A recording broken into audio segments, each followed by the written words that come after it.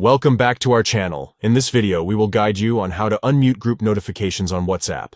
If you've accidentally muted a group and want to start receiving notifications again, don't worry. We've got you covered with this full guide. Let's get started. Step 1. Open WhatsApp on your Android device. Look for the green icon with a white phone inside. Step 2.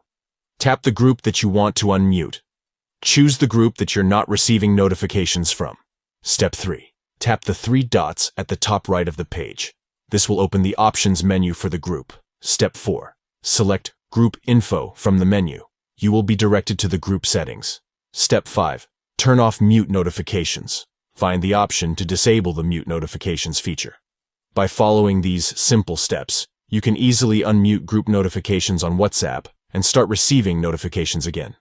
If you found this guide helpful, please give this video a thumbs up and subscribe to our channel for more useful tutorials and tips. Thank you for watching.